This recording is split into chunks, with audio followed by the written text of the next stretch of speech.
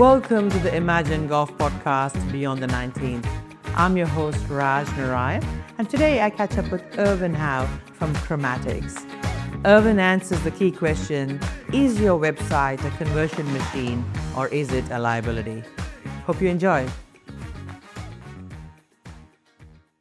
Irvin, it's been so good to be, have you as a member of Emajin for the last couple of years. We've had numerous conversations on marketing, the marketing mix, and various things about either in social media and marketing. And I thought, look, you are coined the website whisperer. So I thought today we'll chat a little bit more about websites and how business owners can go about building some amazing websites that actually add value to their business. So I thought we'll have a bit of a chit chat. But great to have you on the podcast and welcome. Yeah, thanks for having me. And yes, it is a bit of a tongue twister. Website whisperer, try saying that 3 times. So thank you. Website whisperer, exactly. Yes, it is a bit tongue. And English is my second language. So you're doing great. Exactly. So look, I thought let's start at the beginning. I mean, there's no business without a website these days.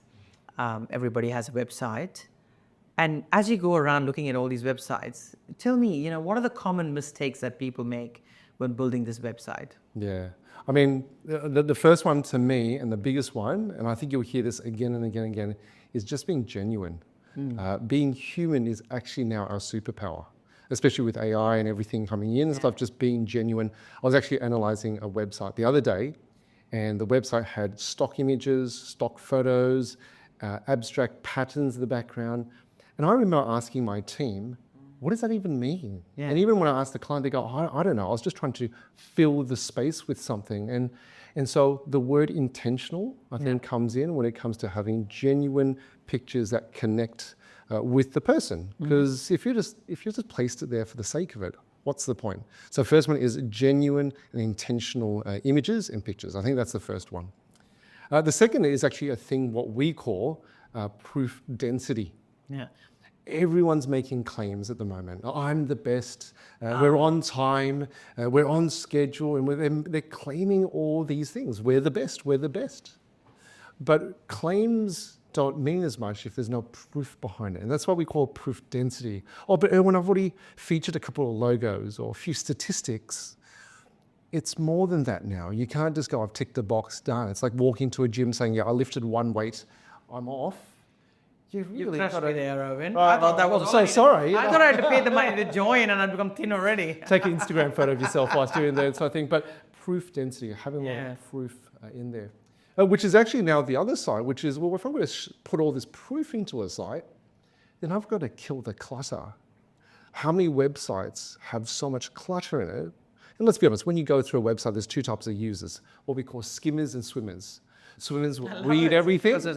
Skimmers will just go through the best bits. And let's be honest, the majority of us, we're lazy as users. We just want to skim through. And so the third point is, let's kill the clutter and what is putting people off the website or distracting you. Let's just get rid of that and let's focus on what is important. So really intentional is really the word that summarizes all this. So genuine with the proof density and then being intentional with the right information. And that's so interesting, isn't it? Because I think there was a phase where everybody used to put everything on there. And now with so much information and jargon in all of these websites and every kind of digital platform, it's an about turn. You got to be more genuine. It's better to have more uglier pictures, but they are real rather than these fake, stock images, because people know they're stock. People know that was just bullshit. And I think we've gone away from the days in the early, pre-2000s where we're running Netscape and where, we used to go to the library to look up an encyclopedia because information was important. Yeah. We're in the age where there's too much information. If anything, AI is generating more information. We just want the right information and just the best bits, just by human nature. Because if you think about it, Google is just a sorting algorithm. Yeah. ChatGPT is just looking at websites. So if they say your website is dead, well, ChatGPT has to read that information from somewhere, websites. And then we're just here to summarize and just find the best bits. And so why add more clutter to your existing website, especially if it's for sales, if it's for recruitment? I'm not here to try to make you read an encyclopedia. I just wanted to give you the best bits, present that to you. Is it the right fit? If it is, great. And if it's not, Yeah. No harm, no foul. Simple I, as that.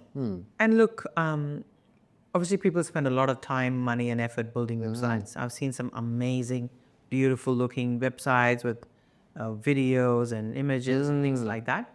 How do you prioritize the beauty of the website as opposed to actually people doing something? Yeah, no, So, no. for example, like you could rock up and you whatever the call to action might be, you click on something and give your details, or you click on something and look at whether it be an event or whether it be some kind of activity, Yeah. or download a brochure, download a informational tool. How much weight do you place on actually people taking action on this website as opposed to just looking at pretty pictures and reading and saying, oh yeah, I know what they do now? Well, you kind of need both. Yeah. I know it doesn't. I'm not trying to be a cop out and sit on the fence, but the truth is this: think of it like your best first date you've ever been on. Yeah.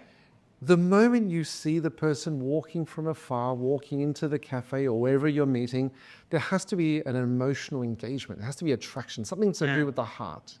Because let's be honest, if we don't attract each other or engage each other in a visually stunning way, why not trigger it any more, all right? So there is an element of, we'll call it design and visual pleasure. But then once we sit down and you're looking absolutely stunning, you've got to open your mouth. Yeah. And once you open your mouth, you're here to share information. That information, if it is not rational, if it's not sensible, if it doesn't make sense or there's no clarity, I don't care how good you look, it's not a connect with not my heart now, but my head. And any decision we make is both a heart and head thing, because we always say, if I can move your heart and head, I can make your hands move. So if you want to, sign the check or write, sign the proposal or whatever it is, or pick up the phone to give you a call or to make a booking, I need to engage you both emotionally and rationally before I can do it. So you kind of need the balance of both. The problem is graphics designers are trained with visual aesthetics and they do it beautifully. Yeah. But without an understanding of the rational, which, let's be honest, it's more to do with maybe human psychology, sales techniques, knowing, liking, trusting, and using that kind of thinking, but also just that experience, just to blend the two together, you're not going to get a holistic piece. Kind of like in golf. Yeah. Just because you're a good driver doesn't mean you're a good putter. And just because you're a good putter doesn't mean you're a good driver. So which one should I choose? Well, you kind of need both. Oh, yeah. There's a couple, let's forget chipping and getting out of bunkers, and that's another story. But you kind of need to be good at everything. And it's when everything sings together, that's when you have a great game. Yeah. Well, look, I love the golf analogy, and that makes absolute sense. And look, our audience is a bunch of business owners and executives, and everybody obviously has a website already, but at varying levels of performance. Let me put it that way, because sometimes you have a website and it does nothing. Yep. In fact, it detracts from what you do. Yes. It's like people go look at it and go, oh, this is terrible, it's not Well, good yep. business. And I've done that in the past. I go, this is because they have some terrible big website, and I go, nah, they're not going to go there. Yeah. But there are a lot of terminologies in website, right? About the fold, CTA, and various things that people kind of talk about. So tell me, let's kind of chat about it, debunk some of these. So what is about the fold? As if someone is not going to scroll down this website. What happens? Tell me a bit more about that. So let's break down some common terms that are used that make it sound all complex, but it's actually quite simple. So above the fold. What do you see when you first land on the website? Without engaging the menu or clicking anywhere, but the first thing that you're hit with, it's really another word for what's the first impression before I keep scrolling. And let's be honest, not everyone wants to interact with your website. Yeah. I want to present all the right information straight away. We're not here to hide it. So that's what you see when you first load on a desktop above the fold. Call to action is really simple. A website has a purpose. Yeah. What is the purpose? Well, usually what we call the call to action, there's an action point at the very end. Kind of like on that first date, the aim of it is to get the phone number. And the second date. Right? And the second date, right? Imagine going through a website and not asking hey, can you give us a call or fill in the form? It's like going on a date and forgetting to ask for the phone number, or not even getting the person's detail, or getting the second date. Then you've wasted that opportunity. So let's not be silly about that. I think they're the two key terms that we hear a lot. So Hope that helps. That's interesting. I talked about the about the fold. What you see first makes you scroll down the thing. But these days, I was reading some statistics somewhere that nearly 80% of the people look at all things on their phone, or maybe it's 70 or 80, but certainly a high number of people scrolling on their phone when they're looking for things.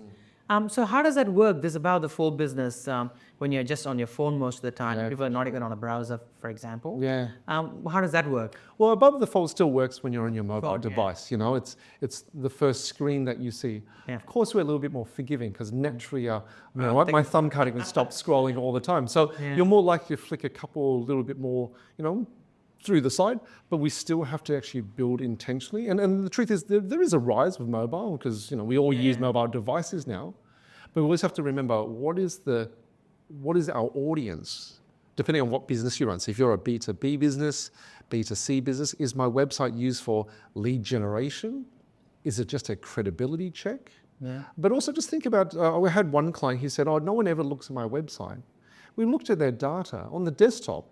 People were actually engaging, doing research because what they did required someone to sit at a desk and you wouldn't really be in the car or the train kind of researching, of whatever they did, right?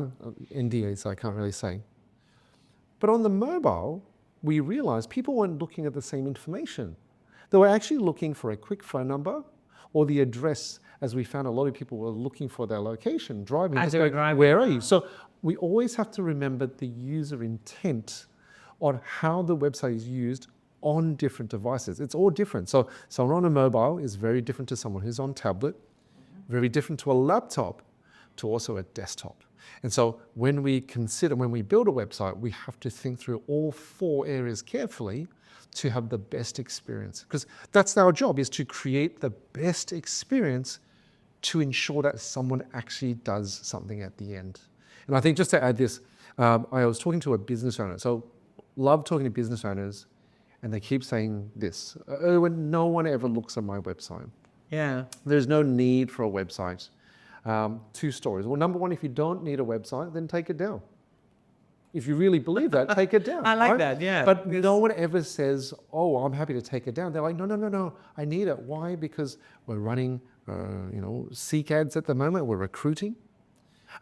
It's plastered all over our decals and our signage and on our business cards and on the bottom of every email signature. So that's the first one, is everyone's always looking at you for recruitment purposes or sales purposes. But the best way I can summarize this is actually through a story by my mate Dave. Mm-hmm. Dave lost a $2 million tender. And when I asked him, he was so distraught. He was just beside himself. This kind of thing. And I said, what happened? Well, there was 2 proposals that were presented to the managing director. Both proposals had the same cost, same service. If anything, I think Dave was actually the larger company. But when I asked him, what was the actions of the managing director? The managing director said, well, I wasn't sure, so I did what every other person would do. I couldn't phone a friend because no one knows about these 2 companies. So I did my own due diligence. I pulled up 2 websites. I had a look, and I had a look at which one gave me the most trust, which one showed the most authority, which one gave me confidence. That's who I was going to go with. Did he read through every page? Did he go through everything? No. It was just a gut feel, because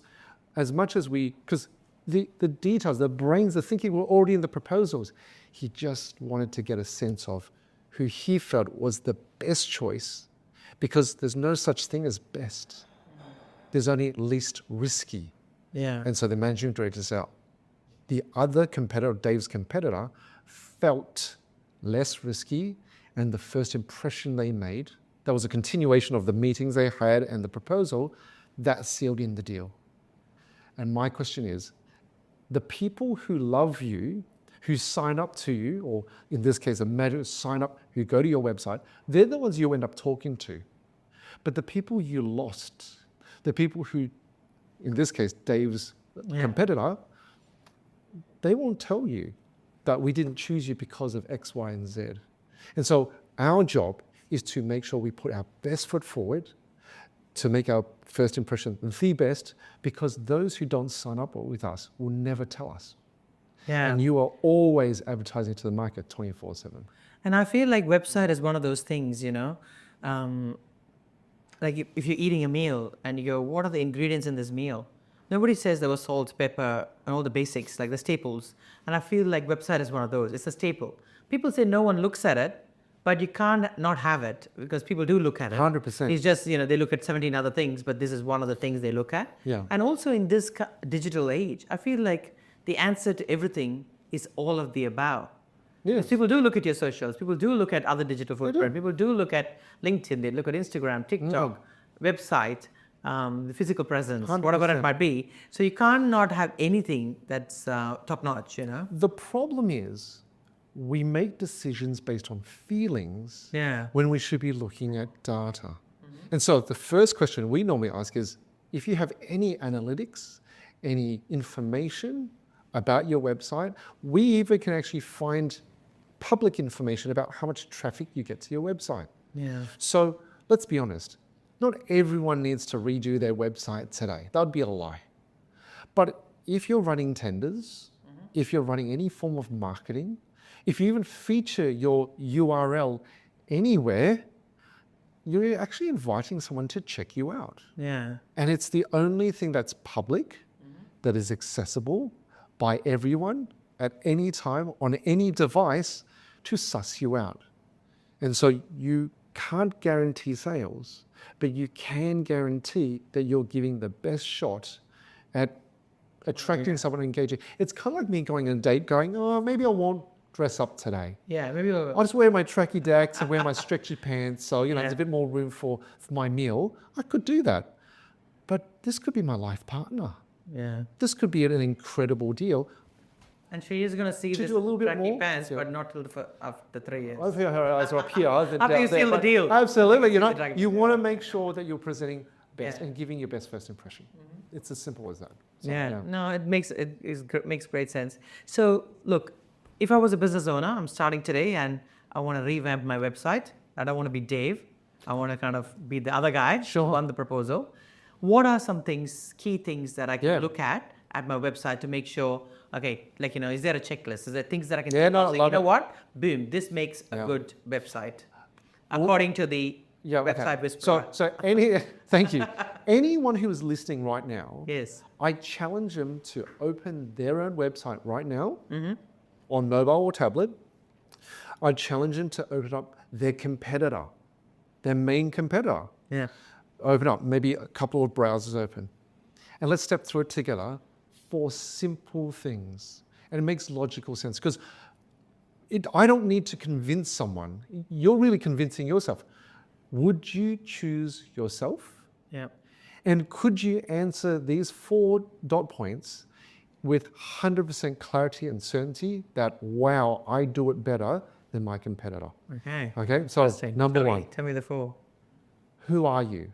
I know it sounds simple, but can I even tell what your name is, what you're about, quickly and simply above the fold, so the moment you open the website? Or am I like, I wonder what they're about? I know it sounds obvious, but it's kind of like me going that first date and I don't explain, oh, hi, my name's Erwin. Erwin is in Steve Irwin. Nice to meet you. I'm the website whisperer, right? But I just launched straight into, hi, great meeting you. You know what? I'm a business owner. I run multiple companies. And you're like, sorry, Erwin, what do you do? Yeah. So who are you? So we need to start with, who are you? Second, what do you do? What do you do is not just, what is your business? Like, I make websites, we fix websites, we make websites convert better with trust and authority. That's not what I'm asking you. Yeah. I'm asking you really, when I say, what do you do, is what is the problem you solve and who do you solve it for? Is it clear and simple as what I call a one-liner? So imagine I'm in an elevator with you right now and we're going down the lift and I turn to you, Raj, and say, hey, Raj, what do you do? You're not going to fumble around with, with a long, I'm just looking for that one-liner because you know what? We're about to hit the ground floor and I just need to know the problem that you solve. Not what do you do. Yeah. So that's the second one. So who are you? What do you do? Focusing on the problem element. Number 3, why should I choose you? This is where I talked about social proof, getting that proof density in there. Why should I pick you as opposed to your competitor A or B? Remember, this is not a fight between you versus the person. This is you convincing them against your competitors and stuff. And I get it, and we've got these, Google reviews on the bottom. We've got a little testimonial here and there and stuff. But I'm like, that's why we talk about the word density. No longer is it about proof. We all know that we need some sort of social proof. Everybody's got 3 testimonials at the bottom of their page, but So we need to elaborate. We need to make it chunkier. We need to make it work together. And so just by ticking and saying, I've got one, isn't good enough. Is it personal? Yeah. Is it visual? Do the words really make an impact? Like going to the gym and just holding a weight, lifting and walking out, that wasn't an impactful gym session or a gym session that actually returned something of value. It was just me ticking a box. So social proof, how much do you have on why I should choose you? And are you even clear with why? And the fourth one is, we talked about those call to actions. Can I get in touch with you? Simply and quickly. And it's not just, I've got a contact button or there's my phone number. No longer is it about that. It's about at any stage, at any point, can I get access to you without having to scroll all the way back to the top or try to find you. It's kind of like walking into a store. Yeah. I don't want to know that the cash register is in the corner. I want to know that the cash register has literally been following me everywhere you go. The moment you want to buy, bang, I just pull out my card, tap, and you've got it. I went to Maya once to buy my daughter a dress. Yeah. And when we picked the right dress, she absolutely loved it. I asked the representative, I said, where's the cash register? They said, do you mind just going down the escalator? On the left, you'll see there's a line there. You just need to line up there. Do you think we walked all the way there? Or was it more like, you know what? Well, depending how much you love it. In our case, she liked it, but she didn't, she wasn't over the top. I love this, Dad. We couldn't be bothered, and we realized we're also time poor. We had to run because my missus was calling. So we just put it back. But imagine if the cash register was right next to us. Yeah, you would have just paid. I would have just gone bam. Yeah. And I think we think that our customers love us. Yeah. They're dying to call us.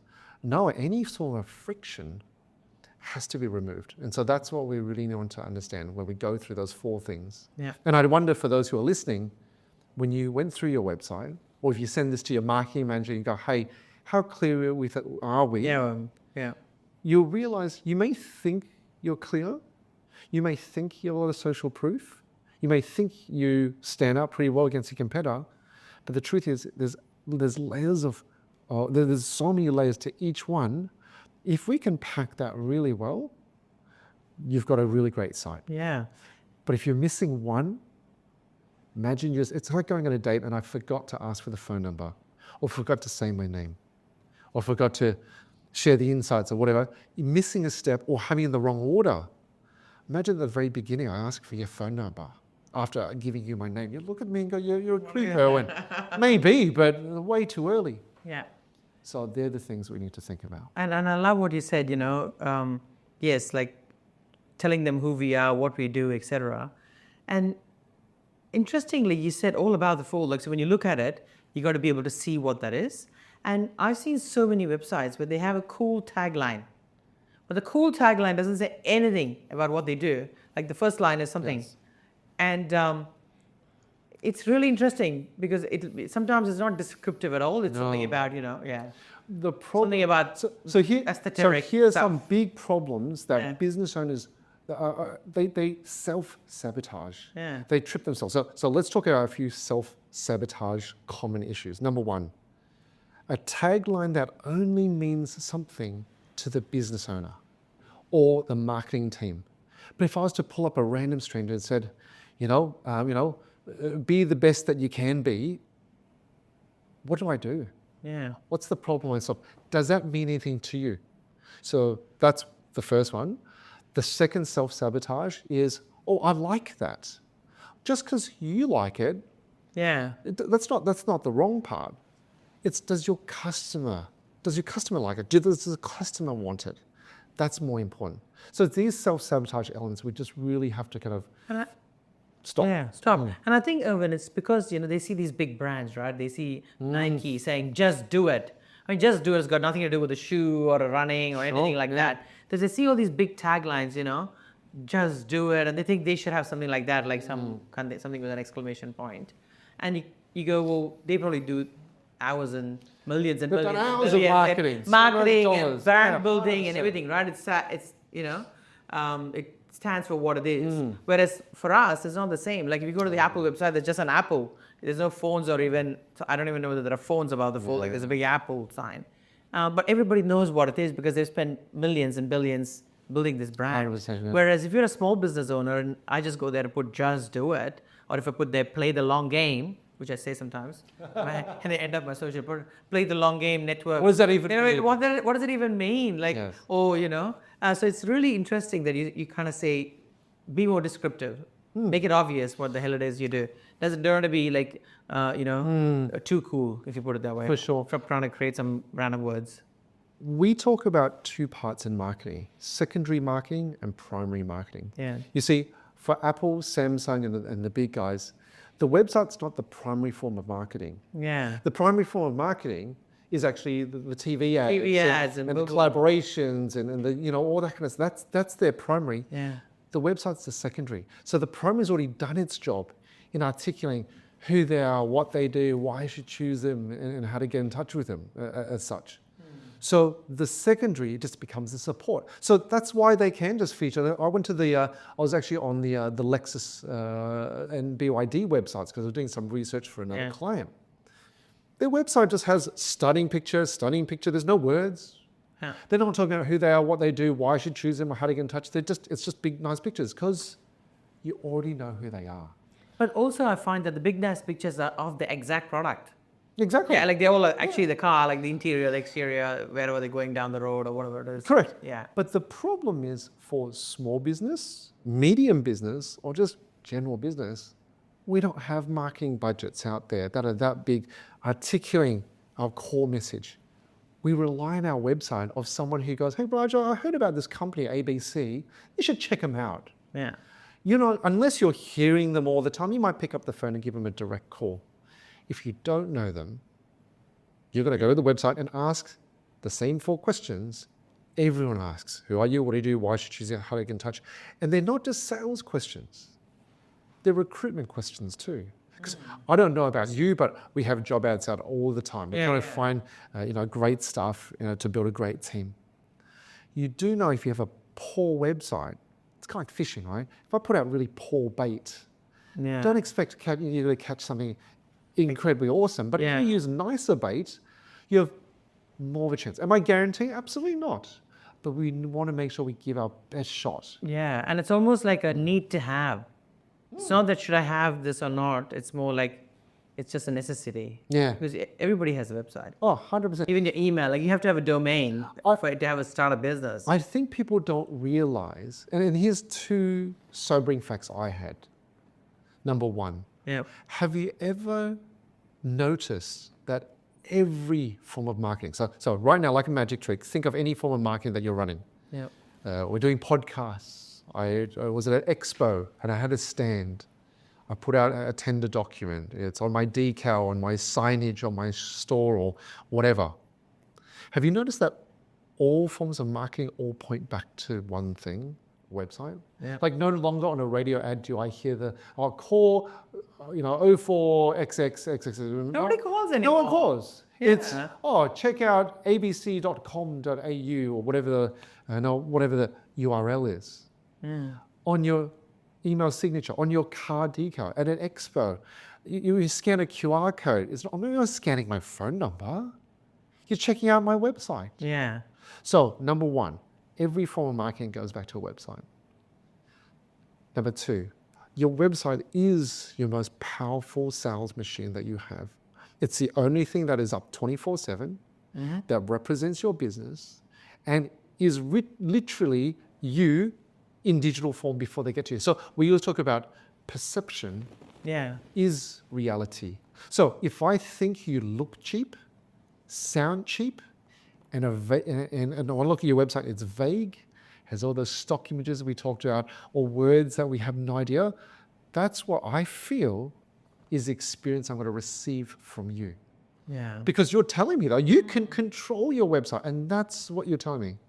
So if I dress sloppy, I present poorly, I don't speak articulately, you're going to think that my service is going to match me, because we are, from a human psychology perspective, consistent in our nature.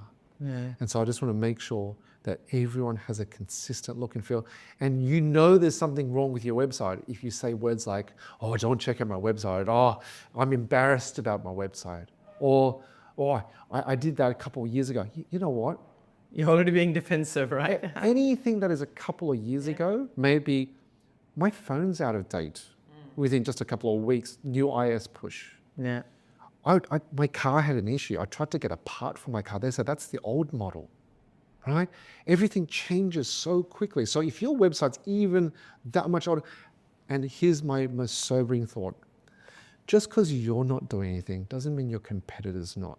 Yeah. My favorite is we open up business websites and we automatically ask is, who's your main competitor? Who are we trying to beat? And my favorite comment that I always get from my clients are like, oh, that's not what they looked like last week or last month. Oh, they've updated it. And I'm like, well, it just means that you're already behind because it takes time to stay ahead.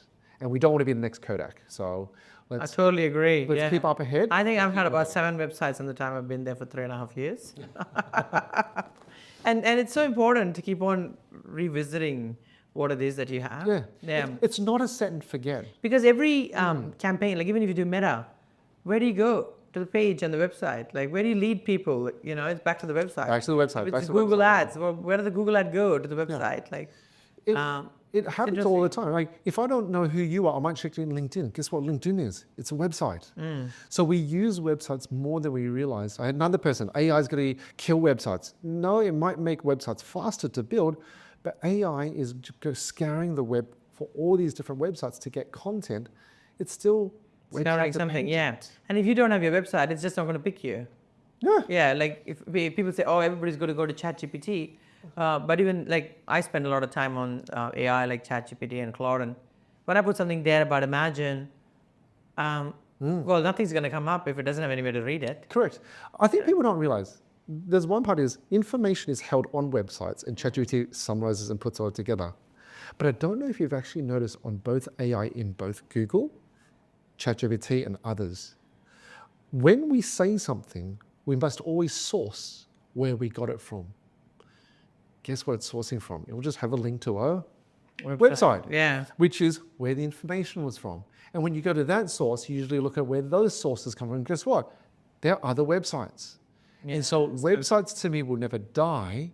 The form on how it's presented, how it's created, how it's made might be streamlined. Yeah, and it might evolve, you know, it might become a little bit modified, But until we have little chips planted in our brains where we can actually read each other's thoughts, because that might not need a website, right? But that might even need a website, you know, to reference, but... Yeah, and look, talking about all these AI, and you obviously talked about AI building websites in 20 minutes or 2 days or whatever it might be. What do you think, I mean, I've seen some AI websites, they're terrible. Like it's not there yet, so maybe in a decade, there may be some amazing websites that AI bots build, but now you can see that it's clearly fake. And even when I have new members join, I always do a welcome video. And I've had so many people say, oh, we'll give you an AI welcome video. But I go, I don't have to do a welcome video. But if I do an AI welcome video, they'll know it was AI.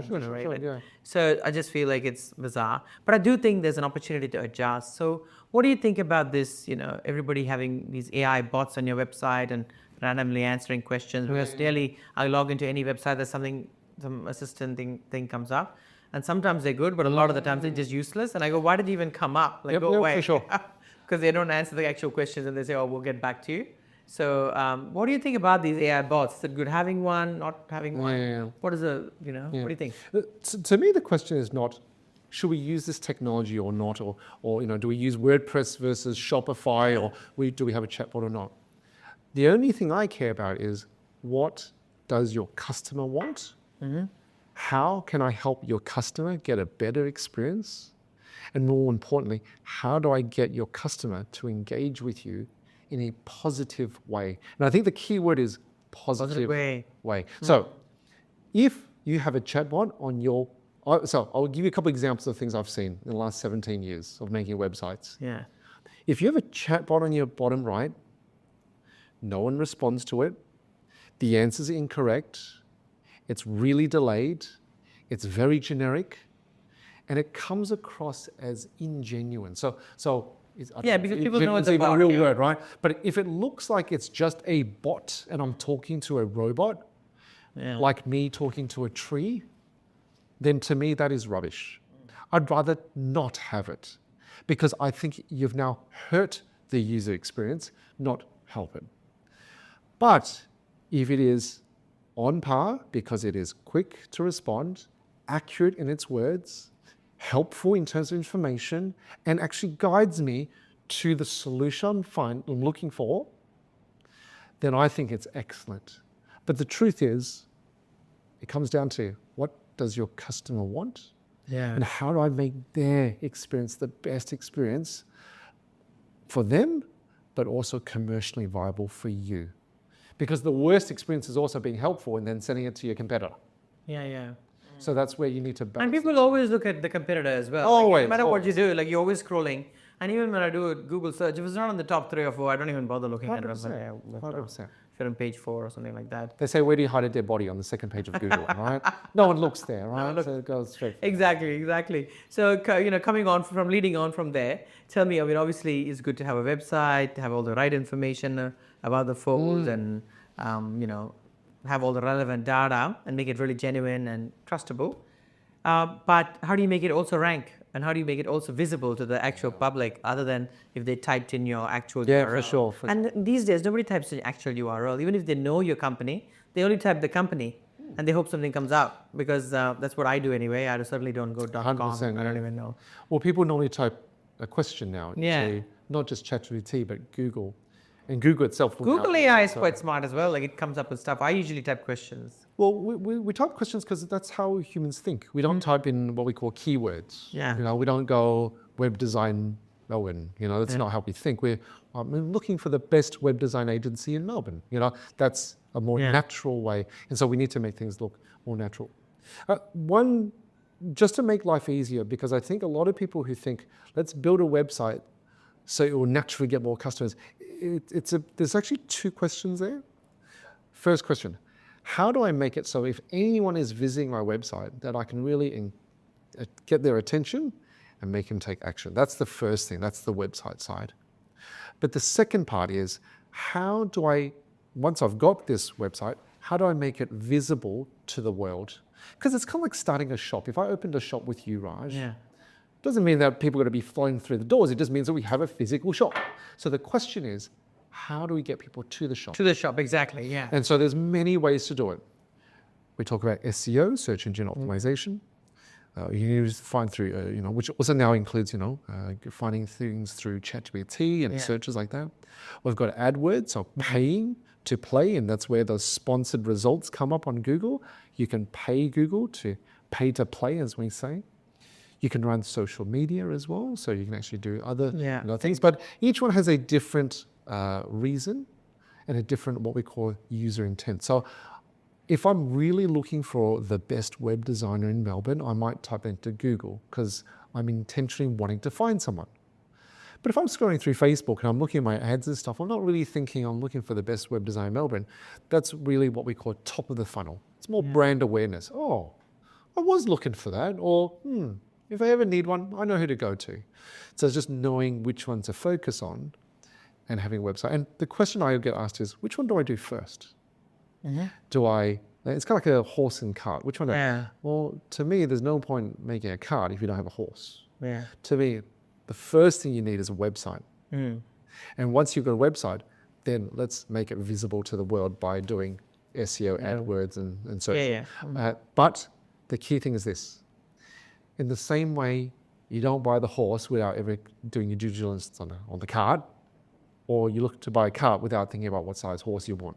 The two have to work together. It just so happens that when you research together, you still have to build the website first, before getting Before getting search. something. Obviously, you wouldn't put an ad for something that needs Correct. You don't want to send good. someone You're out. not going to advertise something that's But going to here's go the up. kicker. Here's the biggest kicker. Would you ever get your heart surgeon to be your anaesthetist as well? The truth is no. They're specialists. Yeah. There are too many generalists in the market who say, I can do your website, I can do SEO, I can do your AdWords, I can do your hosting, I can do your photography, videography, I'll shine your shoes, wash your car. I'll do all under the one roof. And my question is, so what are you good at? And will you put the same level of care? Because let's be honest, I only have a budget of X, which is not, we're not mind-blowingly making huge trade, where are you going to allocate that to? And that means that you've locked me into your team of, like, you can't even pick the best people. Like, say for us, when we don't shoot videos or do photos, we want to choose the best in the industry for your project. But if I'm a one-stop shop, you're now locked to whoever my staff team are. And let's be honest, I'm just using photos alone. I know that one photographer a wedding photographer is different to an architecture, a photographer who's very different from doing event photography. Yeah, exactly. So you're now saying your one generalist will now do something specific for me, and it's going to be A class. Well, you're now not putting your best foot forward. You're now using a generalist idea. So that's how we think. Do the two separately. Focus on the website first, and always get a specialist, because my favorite line is this: the poor pay twice. If you do it poorly the first time, guess what? You got to do it again. Yeah. Guess what? If you did it right the first time, you don't have to pay it again. Yeah. So let's do it properly. Let's invest well, and hopefully, if you do it correctly, you get that first impression, those results. So that's it. Yeah. Fantastic. You're getting that second date. Maybe they'll even marry you. Works for me. Exactly. Yeah. So Irwin, look, it's been fantastic chatting to you. So many pieces of insight over there for business owners around website, how to build them, how to get them be seen, and also have the right messages on there. So thank you so much for coming along and sharing all your thoughts in this podcast. Yeah, thanks for having me again. Cheers.